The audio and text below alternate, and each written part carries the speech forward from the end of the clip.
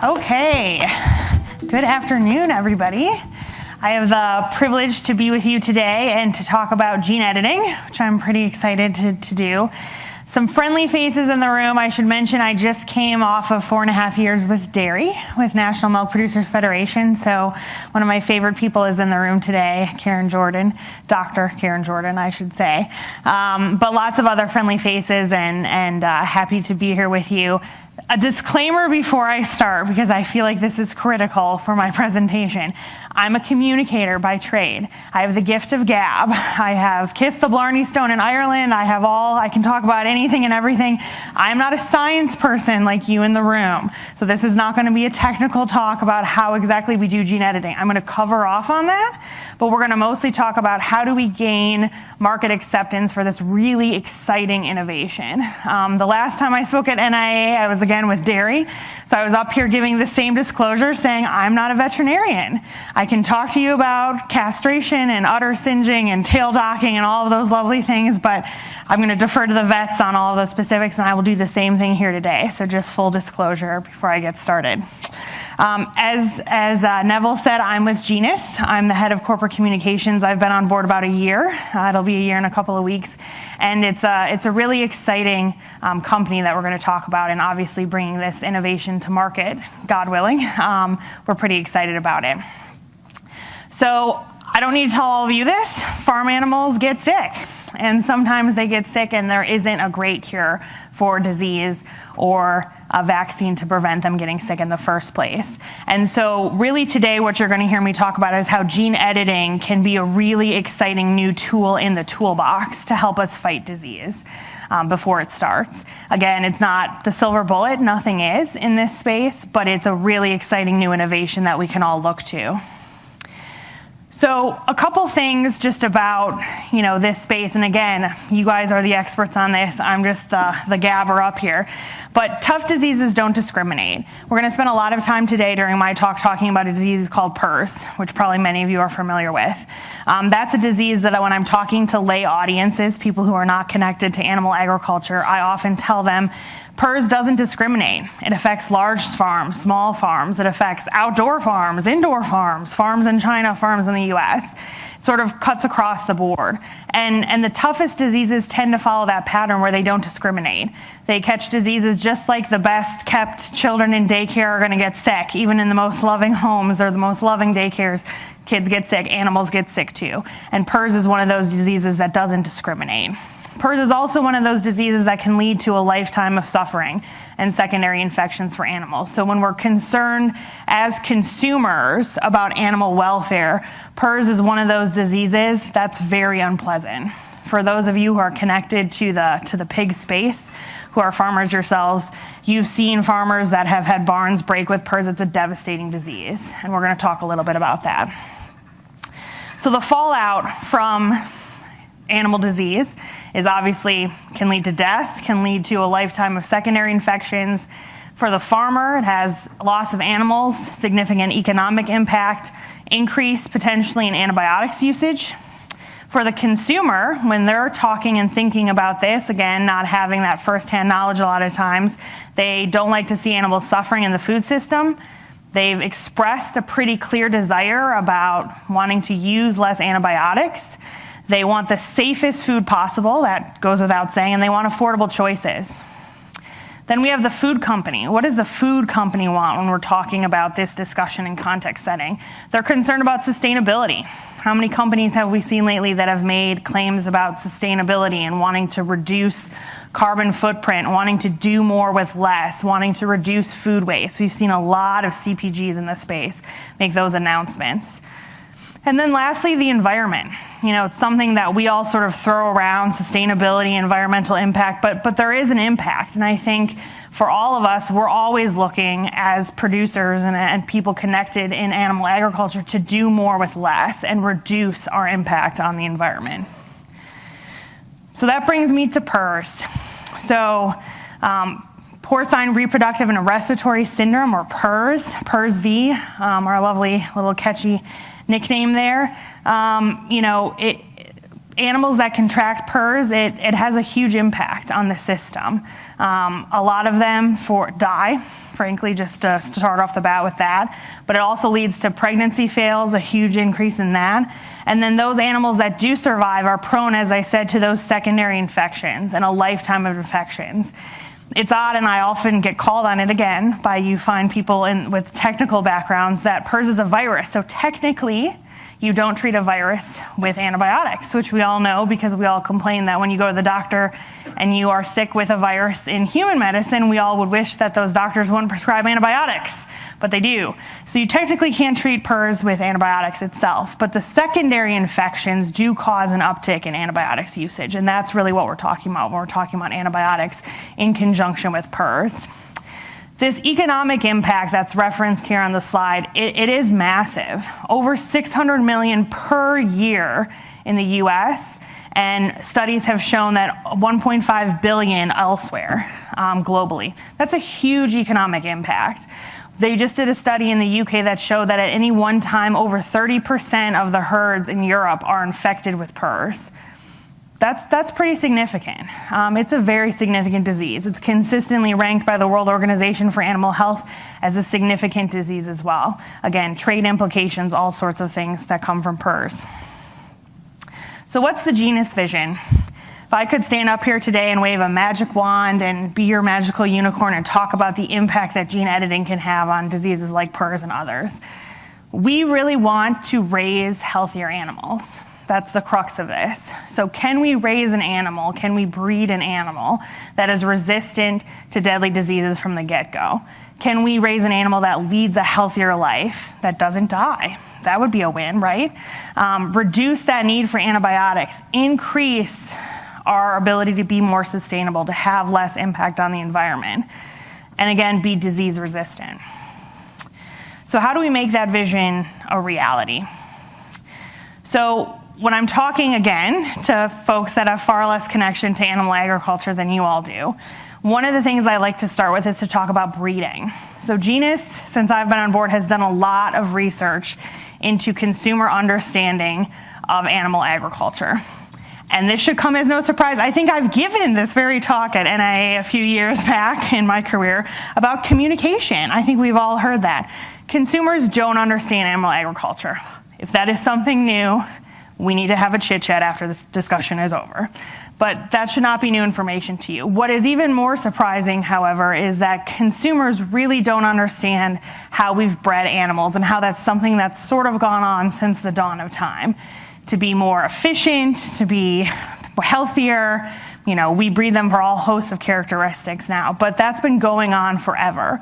But we really, when we start to have this discussion with consumers, we're gonna have to start all the way back at the beginning and talk about why we breed animals. Because gene editing is really an advanced tool in that breeding process. It's really an evolution, not a revolution. We're gonna come back to that a little bit. So we have to start all the way back at breeding and really talk to them about why we breed animals in the first place. And that really leads me to Genus. So Genus, at our core, we are a breeding company. We are number one in pork, dairy, and beef around the world. We have a huge footprint. We have over 2,700 employees, 70 countries, like I said, a big global footprint. We're a London-based company. Here in the US, we own the Pig Improvement Company, or PIC, based in Hendersonville, Tennessee, and also own ABS, which is obviously based just outside Madison in Wisconsin on the dairy and beef side. 85-year history. We were started in the UK, actually, when a group of pig farmers sort of got together and said, we want to breed a better pig and improve our genetic efficiency. And since then, we've grown and grown and grown, and are really excited and looking forward to this next step. So again, I think that this should probably be a familiar concept, but it's not a familiar concept when it comes to our consuming audience. Pig farmers are more efficient. We do more with less. And selective breeding works. It's worked for generations. We've been able to sort of select for the best traits. So when we look at, and this is a slide our PIC CEO likes to use a lot, when we look at pigs in particular, we've increased their fertility 100% since 1960. That's incredible. 14 pigs per litter to 28 pigs per litter. That's massive. When we look at feed conversion, we're down 40%. A significant impact when we talk about those things that consumers want, like sustainability. Huge impact there. Meat quality. We obviously breed animals to improve meat quality because consumers at the end of the day care about taste. They care about what they're eating. They hopefully do not want to eat a burger made of crickets. I think they're going to always want a pork chop.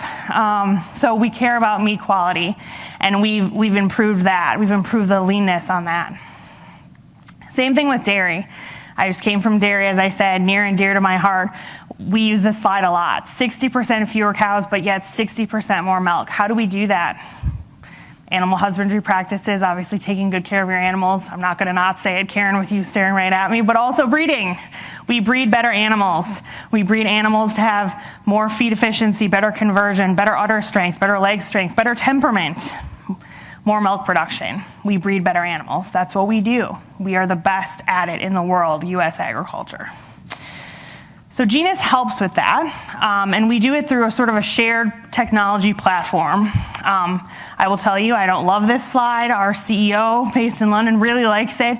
Basically, the net of this slide is to talk about how all of our businesses sort of access a shared brain trust to really bring about better breeding practices and better innovation. And that's really, it's an extension of our business. So our natural business is breeding better animals and giving those animals to farmers to use in their herds. Gene editing is the next step in that business process for us. We want to do better at the end of the day for animals and for the entire chain. And so when we talk about, a lot of articles I've read since I took this job talk about gene editing as a revolution. I would love to say that it is. I don't think it is, and I don't think that's how we should be talking about it. I think we should be talking about it as the next step in the evolution of breeding better animals. You look at this timeline, how we've come from domestication to where we are now is a lot more significant to how those animals are going to change and how they look in the next 10 years. And we'll talk a little bit more about that. So gene editing basics for those of you in the room. So what it is and what it isn't. So what it is we are not introducing foreign DNA. So we heard GMOs sort of referenced around in the last talk. It is not GMOs. It is not genetic modification. It's going in and very precisely making a targeted edit in the DNA of that animal, turning on or off a sequence of genes that make that DNA function in a certain way. We're focused as Genus on making animals healthier, as I said, sort of eradicating diseases both in pork and in dairy, and we'll talk a little bit about that. And we're focused on diseases in particular that don't have a cure.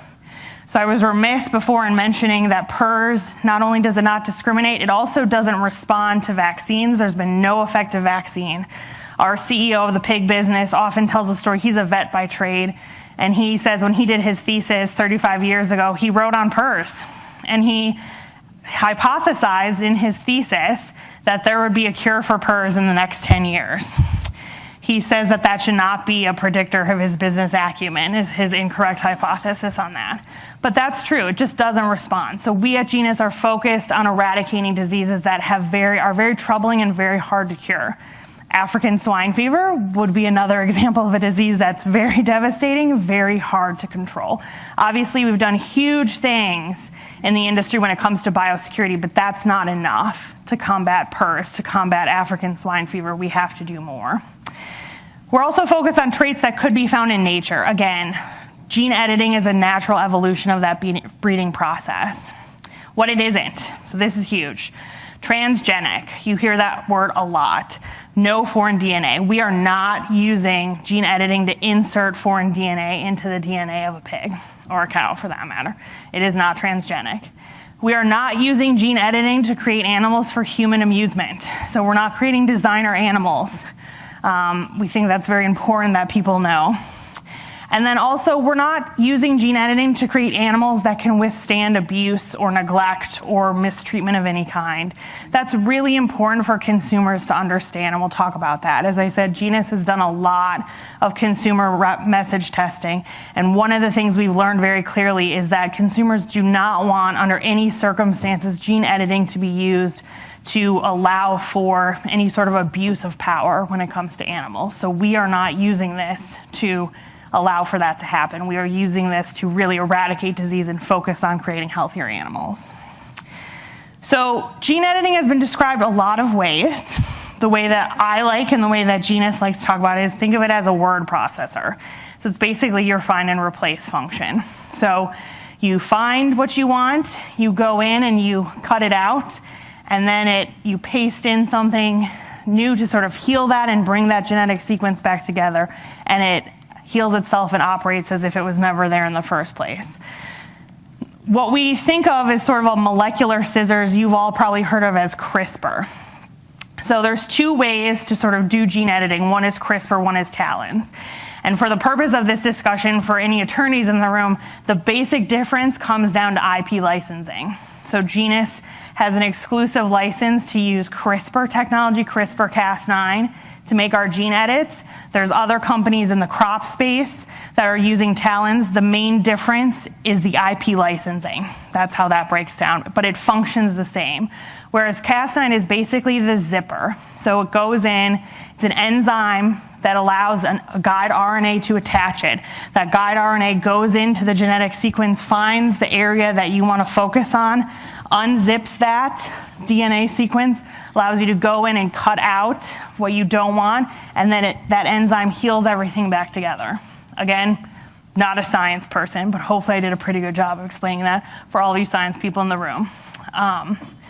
It's really an incredible innovation and has so much potential for us. And that's really what I want to spend the rest of my time talking about. So Genus in 2015 worked with the University of Missouri to pioneer a study that basically did this. We went in, we targeted a genetic sequence that made the protein that PERS attaches to.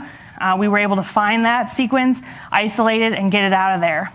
And what we found was that we had complete immunity when we tested those piglets and exposed them to PERS. Not only were they not carriers of the virus anymore, but they also didn't become sick from it.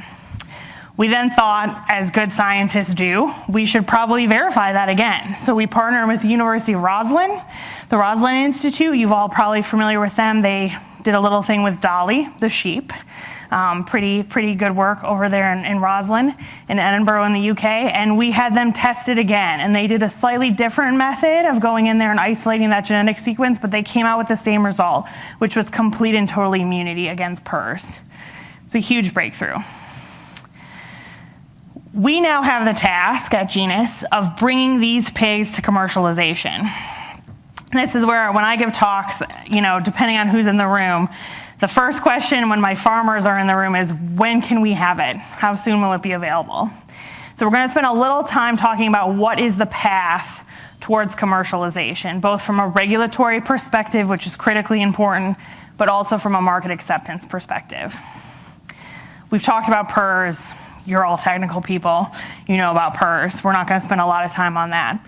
I do like to show these graphs, though. So these graphs, and I've criticized my counterparts at Genus, but these graphs are the original graphs that show, after the pigs have been exposed to the virus, the level of illness that has resulted.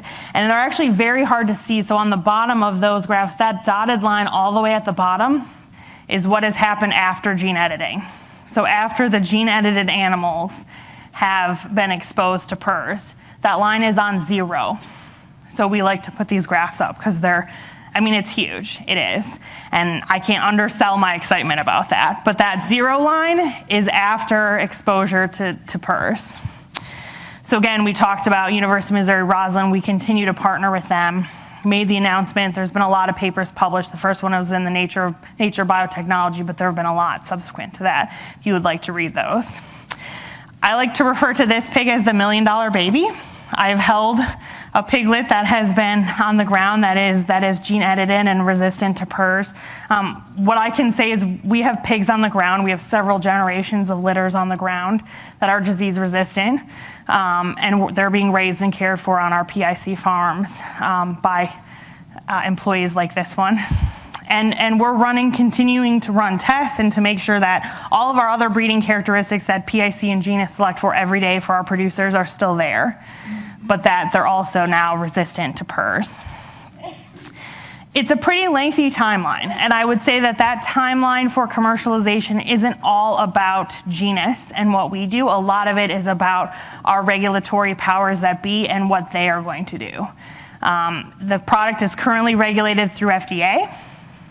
FDA is regulating it under the new animal drug framework, which is the framework that they have selected and that they feel gives them the authority to regulate gene-edited products. FDA is part of the coordinated framework with both USDA and EPA, so both USDA and EPA will weigh in on certain portions of that process. It's about an 11-step process for submission and regulation under the FDA. That process will likely take several years. FDA is very collaborative right now. They're working very closely with us. We will be the first animal product to market in the US under FDA regulation, and so they're working very closely with us to work through that 11-step process. I will say that there's challenges and opportunities with FDA. We obviously are not huge fans of the fact that this is being regulated as a new animal drug. The protocol doesn't exactly match up one-to-one with what we're doing. It's also, from my perspective, a little challenging of a communications hurdle, and I feel like we've already got a couple of those when it comes to talking about gene editing, so this just adds another one on top of that. That said, I think there's a lot of opportunity to work with FDA to really help shape that framework and that regulatory authority in a positive manner. Genus strongly believes that products that are derived from gene-edited animals should be regulated. We believe it's important both from a responsibility standpoint, also from a communication standpoint. When we go out and we test consumers, they believe these products should be regulated. So I think it's both about doing the right thing and then about, again, being able to talk about doing the right thing. It's also really critical that we are regulated because the global market watches what the United States does. Right, wrong, or indifferent, that's what the reality is. They watch what we do. And so last year we exported about 30% of our production in hogs overseas to key markets. And so our packer processors, when we talk to them about gene editing, they're concerned about where that ham is going to go. They're concerned about where that offal is going to go. They're concerned about where all the things that American consumers don't like to eat, what's going to happen when that gets loaded up and shipped overseas. Are they going to accept that product if it's derived from an animal that's been gene edited? So not only does Genus need to be concerned about what happens in the United States, but we have to be concerned about what happens in South Korea, in Japan, in China, in Mexico, and in Canada. Those are our 5 target markets right now for launch. We're hoping to launch them all around the same time, but again, FDA is the linchpin because a lot of those regulators in those foreign countries are looking at what FDA is going to do. International opinions on gene editing vary pretty widely. If I was to put this chart up here and do this chart for when GMOs first came out, you would have seen the US all the way over there on the left-hand side, most favorable. That shifted a fair amount. This chart looks differently than it did or would have if we had done it for GMOs. Obviously, the EU probably isn't a surprise to many of you. They're very unfavorable to GMOs. They're very unfavorable to gene editing. There was a European Court of Justice decision that came out last summer, talked about how gene-edited crops are going to be regulated the same as GMOs. So that is not a target market for us, being pretty frank. But again, these markets in here, we have to work within them, especially the ones that from China back towards the left, to make sure that they're on board, that they know what gene editing is and know and understand its potential, and that we can work within their regulatory frameworks. There's 2 types of regulatory approvals that we are going to have to seek in a lot of countries. The first is importing of meat. As I said, our packer processors, if you asked any of them today what's their number 1 concern, it is exports. Exports are vitally important to the U.S. pork industry. They're concerned about being able to export that pork overseas and have it be accepted. The second approval that we are seeking is allowing those countries to also produce animals. So a lot of those countries that I listed, China in particular, they produce a lot of pigs. They raise a lot of animals. So we also want our producers there, Genus as a global business with a global footprint, we want our customers there to have access to this technology as well. So we are seeking both a import approval and a production approval, which in a lot of countries, China, Japan, Canada in particular, are separate approval processes. So there's a lot of, let's just say, proverbial red tape that we have to work through. And we're doing that in a very systematic way. I told you we'd come back to this slide. I love it when I deliver on that. I was wondering when this one was going to come back up. I think when we talk about this again, it's about evolution, not revolution. There's a lot bigger difference between that first picture and the middle picture than that is between the middle picture and the last picture. And I think we have to talk about this as sort of a natural evolution in our breeding processes, in getting better. The PIC motto is never stop improving. I think that's a motto that probably resonates with many of you because we talk about continuous improvement in animal agriculture all the time. And that's how we have to talk about gene editing as well. We're getting better. I heard gene editing, I'm not a gambler, but again, as I mentioned, I'm a communicator, and so when I took this job, I spent days on days on days on days meeting with our science folks, and they were whiteboarding, and they handed me stacks of research documents and papers, and wanted me to dutifully study up on that, and I said finally on like the third day, I was like, okay, there's not enough Diet Coke in the world to get me through this. I need you to talk to me like I'm really, really not intelligent. And explain this in a way that you would explain this to someone who has no connection to animal agriculture, no connection to livestock production, has no idea what a cow or a chicken even is. I need you to talk to me that way. And what they came back with was they said, okay, Emily, let's think of it this way. It's like if you pay the slots. And breeding that perfect animal is like hitting 5 across in cherries. And you hit it, and you hit it, and you hit it, and you're spinning, and you're spinning, and you're spinning, and you're waiting for all those 5 cherries to line up. Gene editing allows us to stack the deck. It allows us to get 5 cherries and hit the jackpot that much faster. We were going to get there anyway. We just might have had to spin a couple thousand times. Gene editing allows us to spin 4 to 5 and get there that much faster.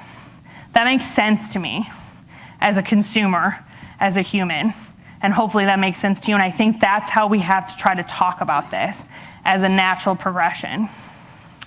So let's finish up just with a couple slides on consumer perceptions. So as I said, we've done a lot on this.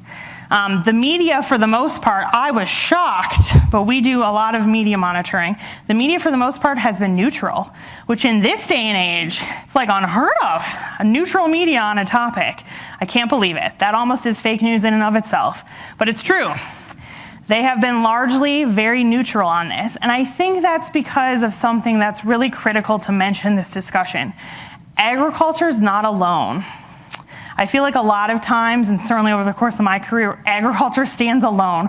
We're not standing alone on this. Gene editing has widespread human application, both from massive diseases, cancer, HIV, but also things like malaria, lots of diseases that have a huge impact on populations. And gene editing is being used in those models as well. So agriculture is standing with human medicine in this regard. We're working together, we're advancing science together. I think that's a hugely critical point and a critical point for our success. So the media, because of that, has been largely positive, and they've been writing about the applications in agriculture. Not a lot about the animal applications, but certainly about the crop applications. And they're starting to write more and more about animals. Exposure from a consumer standpoint on gene editing has largely been due to that media coverage. So we have seen not a huge amount of penetration into the average consumer. They don't know what gene editing largely is. They don't know what it does. They've heard a little bit about CRISPR, sort of that buzzword being thrown around, but they couldn't explain it to you. That is an opportunity, my friends. That is an opportunity. It's an opportunity for companies like Genus. It's also an opportunity for agriculture to stand together and decide what the narrative is that we want to tell, decide how we want to engage on this. I was in Orlando 2 nights ago on Monday night, meeting with all of the leaders of the checkoff organizations. One of the messages I said loud and clear, we had a panel discussion, we were talking about transparency, we were talking about all the things that we sort of tend to talk about when we get together in agriculture. And I got asked the question, well, how do you think we do that? And what I think the number one thing that we do when it comes to bringing this innovation to market is not tear each other down. We need to stand together on this. Even if there's members of the supply chain that don't accept it at the end of the day, let's not demonize the technology. Because one of the things that I think is so important is that technology begets technology. Innovation brings more innovation. We need innovation in agriculture. We need innovation in U.S. agriculture to continue to be competitive. And so even if you yourself are not going to use it, choose not to implement it on your farm, in your food system, whatever, let's not demonize this innovation. Let's stand together and figure out how we talk about it and engage in it in an open and honest and transparent manner that doesn't use fear. I think that's so vitally important. We've studied what sort of the acceptance gateways for consumers are. And the top 3 are preventing animal suffering. Consumers really want to know that we're raising animals that have a better lifestyle before they become food or have better well-being. Improving that well-being, eradicating diseases, also huge pathways. And again, that antibiotics is consistently number 4, reducing antibiotics.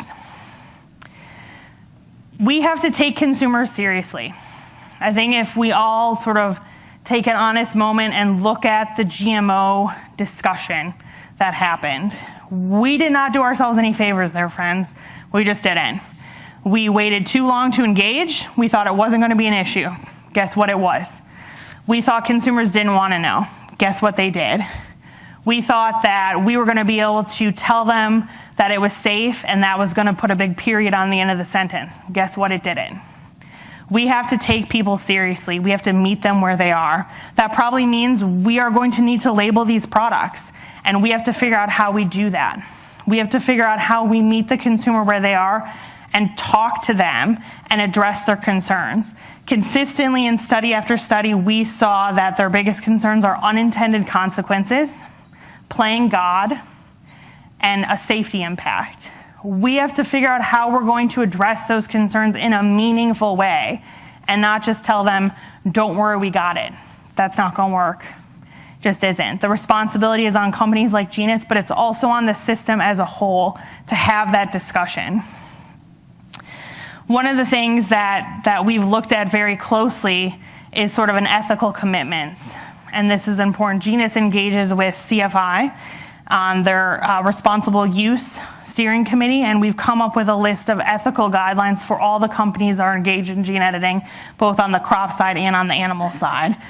Genus has done our own commitments, which will be on our website, sort of talk about both during this process of commercialization, what are the values that we hold dear, and then after we commercialize this technology, what are we going to stand for, and what does the next challenge look like that we're going to address.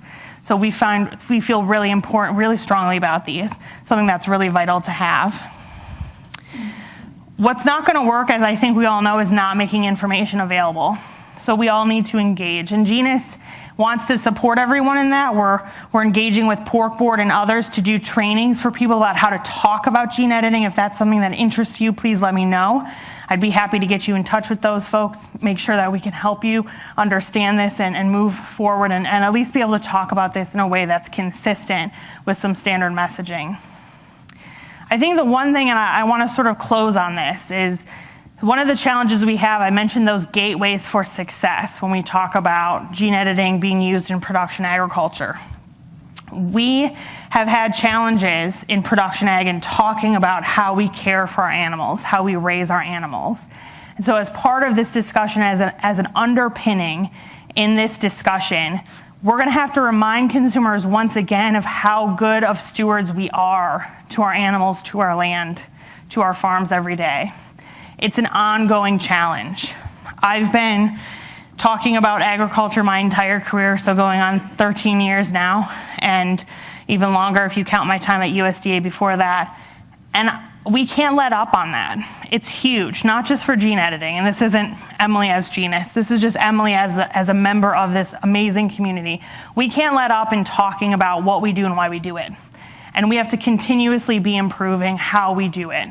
We have to be taking the hard battles, not dragging our feet, advancing our animal well-being practices, advancing our use of innovation. We have to be doing all of that and reminding consumers why we raise animals for food and why we do it better than anyone else in the world, because we care more than anyone else in the world. That's the story we have to continue to tell, and we can't let up on that. That story selfishly also helps me as Genus tell our story about gene editing, and helps other companies who are engaged in gene editing tell our story about why this innovation can have such a huge impact on how we farm, both here and around the world. So again, just to reiterate, not that you need it, but animals get sick. It is a fact.